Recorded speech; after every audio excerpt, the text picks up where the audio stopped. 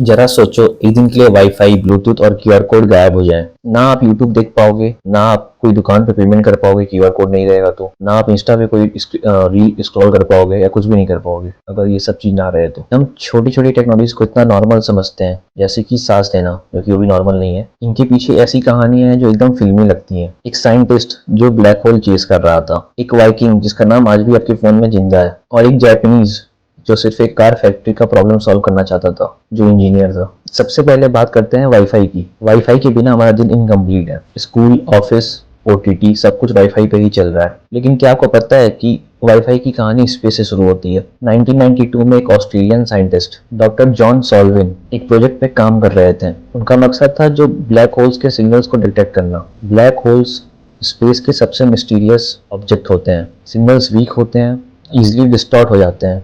Doctor John सॉल्वीन ने एक mathematical technique बनाई जो वीक सिग्नल्स को डिटेक्ट कर सके। उन्हें उस वक्त अंदाजा भी नहीं था उनका ये मेथड पूरी दुनिया में इंटरनेट वायरलेस कर देगा। उन्होंने जो टेक्नोलॉजी डेवलप की वो लेटर वाईफाई के नाम पे पॉपुलर हुआ। और इंटरेस्टिंग फैक्ट, उनके institute CISRO, Commonwealth Scientific and Industrial Research Organisation, ने वाईफाई का पेटेंट होल्ड किया। और जब कंपनी ने वाईफाई को अडॉप्ट किया, SIRO ने हजारों करोड़ों रॉयल्टी को अर्न किया। सोचो, जो एक रिसर्च एक ब्लैक होल के लिए थी, आज घर घर में इंटरनेट चला रही है। और दोस्तों, एक और मिसकंसेप्शन दूर करना जरूरी है। वाईफाई का मतलब वायरलेस फिडेलिटी नहीं है। टेक्नोलॉजी IEEE थी 802.11, जो एक टेक्निकल टर्म था, पर मार्केटर्स ने सोचा कि बोरिंग लगेगा तो उसे एक कैची नाम दे दिया, वाईफाई। आज हम वाईफाई के बिना इमेजिन भी नहीं कर सकते। इसके पीछे एक साइंटिस्ट की ब्लैक होल की जर्नी छुपी हुई है। अब चलते हैं एक और टेक्नोलॉजी की तरफ जो आप हर दिन यूज करते हो, ब्लूटूथ। लेकिन इसके पीछे ऐसी कहानी है जो आपको टाइम ट्रेवल करा देगी वाइकिंग लिंक तक।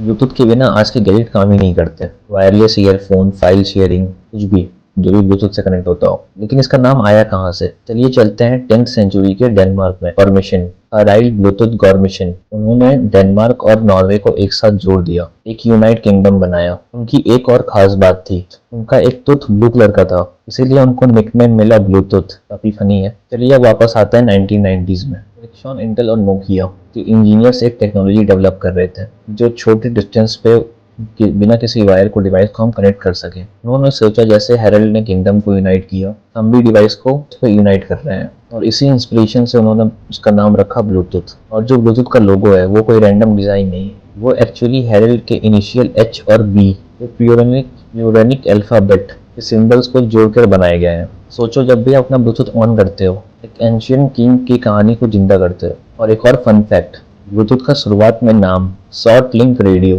था, पर वो बोरिंग लग रहा था। इंजीनियर ने कहा लेट्स कॉल ब्लूटूथ, जब तक हम कोई और नाम नहीं देख लेते। और बेटर नेम आज तक कभी आया ही नहीं, तो हम अभी भी ब्लूटूथ ही कहते हैं उसको। ब्लूटूथ नाम इतना कैची था कि वो ऑफिशियली रह गया अभी तक। दुनिया भर में बिलियंस ऑफ डिवाइस ब्लूटूथ से कनेक्ट है। और इस टेक्नोलॉजी के पीछे एक किंग की कहानी छुपी हुई है जो 1000 साल पहले रहते थे। अब तक हमने एक साइंटिस्ट की स्पेस जर्नी देखी, किंग की जर्नी देखी। अब आते हैं एक छोटी सी फैक्ट्री की तरफ, जहाँ एक जापानीज इंजीनियर ने दुनिया का फाइनेंशियल सिस्टम बदल दिया। अगर आपको कहानी अच्छी लग रही है तो फिर एक लाइक कर देना। QR कोड हर जगह है। रेस्टोरेंट में मेन्यू देखना है तो स्कैन करो, टिकट चेक करना है तब भी स्कैन करो। लेकिन इसका इन्वेंशन हुआ था 1994 में जापान में। इंजीनियर नसीरो हारा डेंसो वेव नाम की कंपनी में काम करता था। उनकी प्रॉब्लम सिंपल थी, कार के जो पार्ट्स इनका ट्रैकिंग कार पार्ट्स की जो ट्रैकिंग सिस्टम था बहुत स्लो था। उस वक्त बारकोड यूज होते थे, तो बारकोड एक लिमिटेशन लेके आते थे। वो सिर्फ थोड़ा डेटा स्टोर करते थे और उनको स्कैन करने में भी टाइम लगता था। और सीईओ ने सोचा क्यों ना ऐसा एक कोड बनाया जाए जो ज़्यादा डाटा स्टोर करे और उसको स्कैन करने में भी प्रॉब्लम ना हो, स्कैन तुरंत हो जाए। इसी तरह बना क्विक रिस्पॉन्स कोड यानी QR कोड। पहले QR कोड सिर्फ कार फैक्ट्रीज में यूज होते थे, लेकिन धीरे धीरे retail shops, product packaging, smartphones के साथ QR कोड पब्लिक यूज में आने लगे। फिर आया कोविड, जब दुनिया कॉन्टैक्टलेस सॉल्यूशन ढूंढ रही थी। QR कोड सब जगह फैल गया, UPI पेमेंट्स बहुत तेजी होने लगी। तो रेस्टोरेंट के मेन्यूज थे वो भी QR कोड पर शिफ्ट हो गए। पहले भी थे लेकिन उसके बाद से और हो गए। आज QR कोड ग्लोबल आइडेंटिटी बन गया है। सोचो, जो एक बिलियंस ऑफ ट्रांजेक्शन के पीछे बैकबोन है ये। साइंटिस्ट जो ब्लैक होल चेस कर रहे थे और वाईफाई बन गया। किंग जो अपने किंगडम को यूनाइट कर रहे थे, ब्लूटूथ का नाम बन गया। और एक इंजीनियर जो फैक्ट्री की प्रॉब्लम सॉल्व करना चाह रहा था, QR कोड बन गया।